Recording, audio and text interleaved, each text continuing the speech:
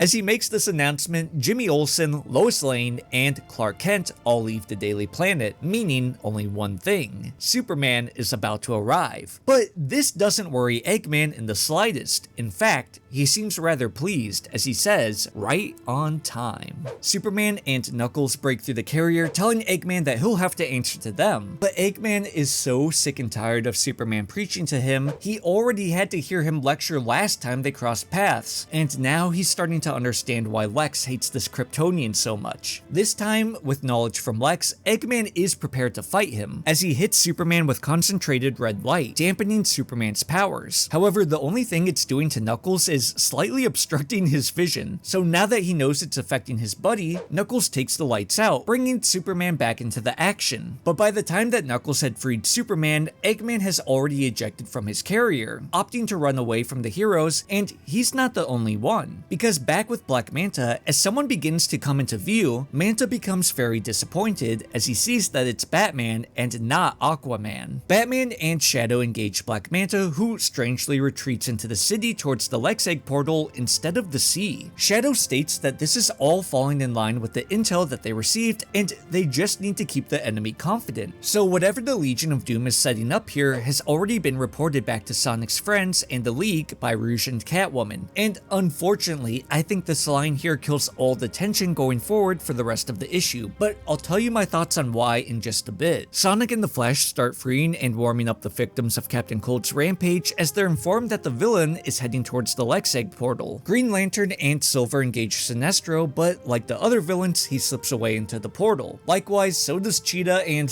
whatever the heck that gizmo thing is supposed to be. Oh my gosh, they really did him dirty in this comic. As the villains slip into the portals, they all arrive safely at the Legion of Doom base, all according to plan. However, the heroes that followed unfortunately have wound up in null space, seemingly trapped forever. So it seems that right before the heroes could follow, Lex switched the coordinates of the portals, shocking the League as they end up in null space. But are they truly shocked is my question, and this leads back to the whole tension thing I brought up just a bit ago. So according to Shadow and Batman, they received intel from Rouge and Catwoman, who were working on the inside playing Luthor and Eggman, who spilled the beans to them earlier. So it would seem that the League, or at the very least Batman and Shadow, know that this was in the cards and are actually playing the long game, possibly waiting for Eggman and Lex to take each other down before interfering. So this whole premise of, oh no, the heroes are trapped, really just fell a bit flat for me. If they removed that one line that gives us the indication that the heroes are actually in on this, I think the ending would have been more impactful. Also, if this is null space like the one that we see from Sonic Forces, it looks really different than last time. It's almost more visually reminiscent of white space. But this also had me thinking like Sonic broke out of null space in mere seconds with the aid of a rookie. Now imagine how fast they could break out with the aid of the Flash or even Superman. So this doesn't really seem like a huge setback. It's also something that you think Eggman would be aware of. I think it might have been a little cooler if they tried to imprison the heroes in the Phantom Zone or something other than null space. But that's just my thoughts on this comic. Overall, I still had a lot of fun, and I'm curious to see if it's going to be Eggman or Lex who will make the first move in this upcoming betrayal, and how things will play out from that point forward. Sorry this is a bit late, I haven't been feeling good, I'm still not feeling great, I don't know what's going on, but it's been kind of hard to record, but I really do hope you guys enjoyed, and let me know what your guys' thoughts on this issue is below in the comments. As always, I'm wishing you all the best, take care, peace.